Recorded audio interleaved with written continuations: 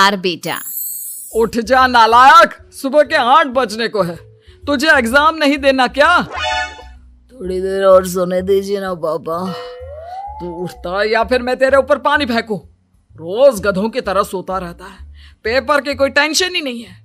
और एक हमारा समय था जब हम पेपर में फेल होने के डर से रात भर पढ़ा करते थे, सो ही नहीं पाते थे। तो क्या अब आप उसका बदला मुझसे लेंगे? मैं 15 मिनट बाद उठ जाऊंगा, आप प्लीज जाइए, मुझे डिस्टर्ब मत कीजिए। इतना कहकर रौनक रजाई ढककर फिर से सो जाता है। तू ऐसा नहीं मानेगा, रुक मैं अभी पानी लेकर आता हूं। बस फिर क्या था, इतना कहकर वो भागते हुए बाथरूम में जाते हैं और पानी की एक बड़ी सी बाल्टी लाकर रौनक के ऊपर फेंक देते हैं। पानी पड़ते ही रौनक झट से उठ जाता है। ये आपने क्या किया पापा? अब तो उठेगा नहीं तो यही करना पड़ेगा ना। वैसे थैंक्स डैड, आपके कारण ना अब मुझे नहाने की भी जरूरत नहीं पड़ेगी। चलिए अब आप माँ से बोलकर मेरे कपड़े निकलवा दीजिए, तब तक मैं ब्रश कर लेता हूँ। वैसे कल ना आप एक काम और करना, नहलाने के साथ साथ मुझे ब्रश भी करवा देना। ये ब्रश करने में ना मुझे बहुत आलस आता है। रौनक की बातों से अरविंद का मुंह खुला का खुला रह जाता है। वो अपनी पत्नी कमला के पास जाता है और रौनक की हरकतों के बारे में बताता है, जिसे सुन उसकी पत्नी हंसने लगती है। तुम अपने बेटे को समझाने के बजाय हंस रही हो। रौनक बच्चा है, धीरे धीरे सुधर जाएगा, आप क्यों उसके पीछे पड़े रहते हो? अभी नहीं सुधरेगा तो कब सुधरेगा? 10वीं क्लास में है रौनक, वो अब कोई बच्चा नहीं रहा। अरविंद की इतना बोलते ही वहां रौनक भी आ जाता है।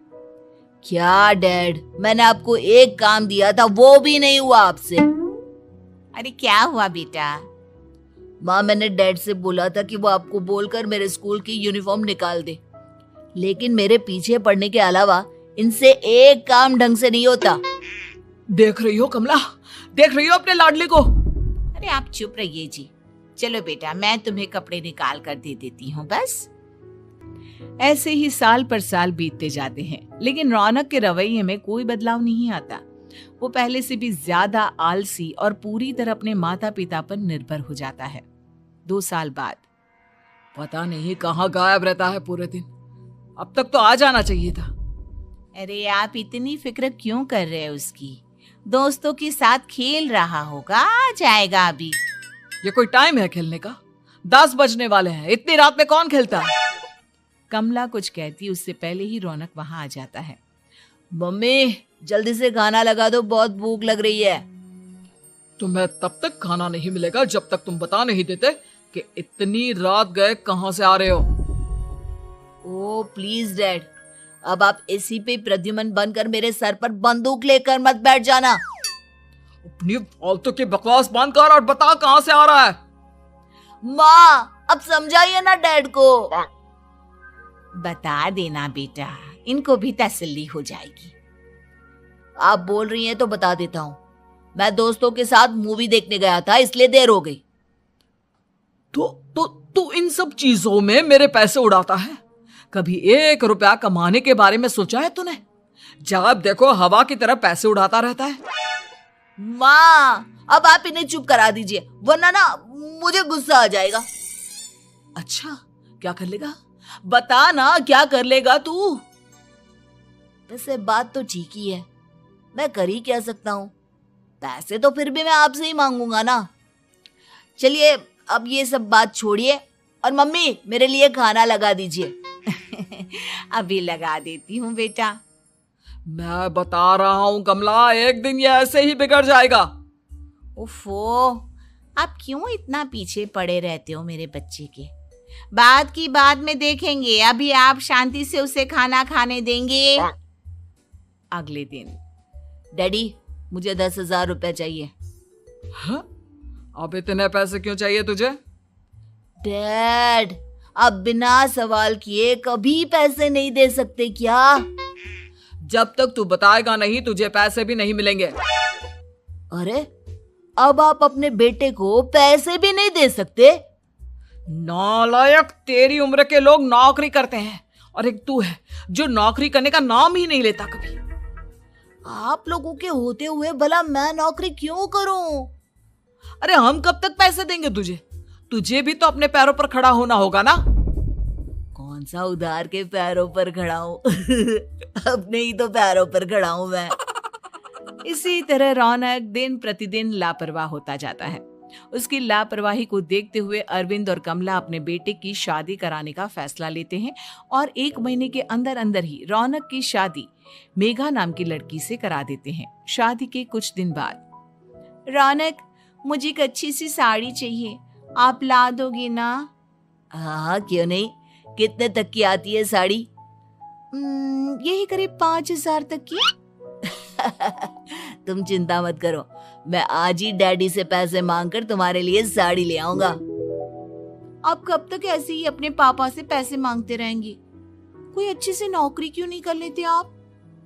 अरे डैड के होते हुए मुझे नौकरी करने की जरूरत ही क्या है? पर आप ऐसे कब तक उनसे पैसे मांगते रहेंगे? कुछ आपको अपने दम पर भी तो करना होगा ना। अब तुम भी बाकी लोगों की तरह मुझे ज्ञान देना शुरू मत कर देना। साड़ी चाहिए ना तुम्हें, मिल जाएगी बस। इतना कहकर रौनक अपने पिता से पैसे मांगने चला जाता है। डैडी, मुझे 5,000 रुपया चाहिए। अब 5,000 क्यों चाहिए तुझे? वो मेघा को साड़ी चाहिए थी। अरविंद आगे बिना कुछ कहे चुपचाप उसे पैसे निकाल कर दे देता है।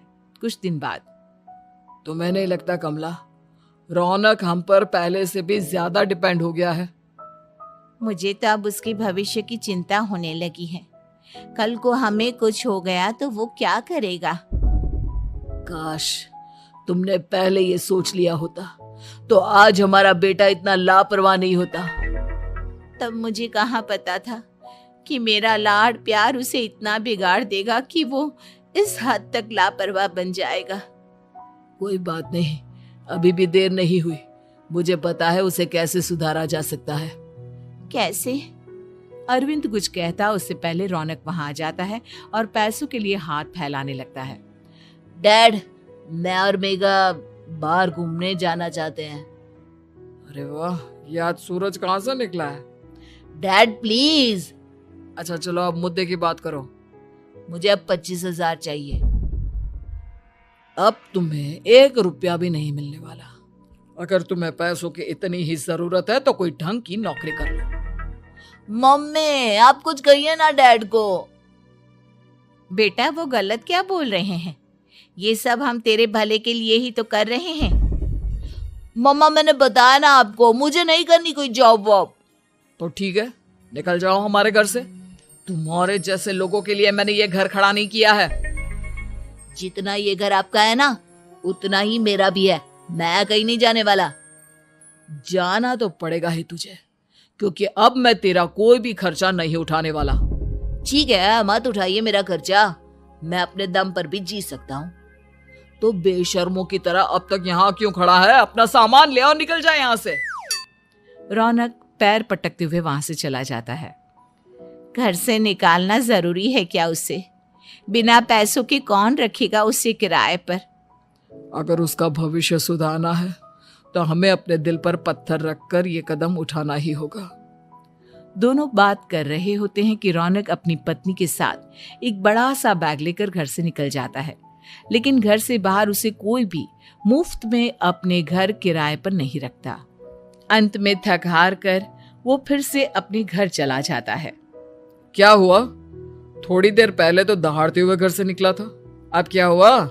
नहीं रखा ना किसी ने तुझे किराए पर?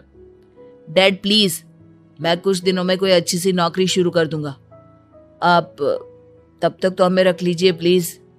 सुबह से रात हो चुकी है लेकिन कोई हमें रखने को राजी नहीं है। अब आप ही बताइए, इतनी रात को मैं मेघा को लेकर कहाँ जाऊंगा? ठीक है, बहू की वजह से मैं तुझे घर पर रख रहा हूँ, लेकिन तू इस घर में एक बेटे की नहीं बल्कि एक किराएदार की हैसियत से रहेगा। 3 महीने हैं तेरे पास। इन 3 महीनों के अंदर अंदर मुझे तेरी पहली तनख्वाह हाथ में चाहिए, समझ गया? पक्का डैड, इन 3 महीनों के अंदर अंदर तो कोई बढ़िया सी नौकरी ढूंढ ही लूंगा मैं।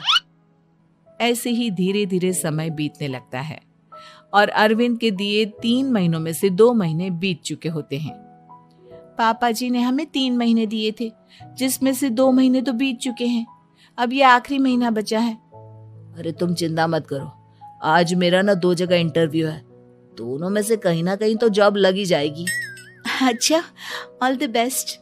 रौनक इंटरव्यू के लिए निकल जाता है, जिसके बाद शाम में रौनक घर आता है। कैसा गया इंटरव्यू? आपकी नौकरी लगी या नहीं? अरे पहले सांस तो ले लेने दो अच्छे से। बताइए ना, मुझसे तो जरा भी इंतजार नहीं हो रहा है। वो दरअसल बात यह है कि मेरी नौकरी तो लग चुकी है, लेकिन पैसे बहुत कम है।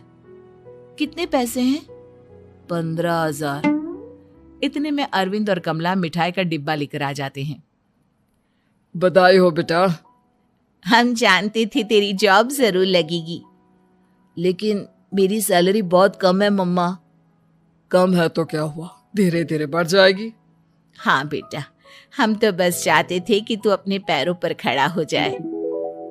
मतलब अब आप मुझे घर से नहीं निकालेंगे? नहीं, ये सब हमने तुझे जिम्मेदार इंसान बनाने के लिए किया था। Thank you mummy papa.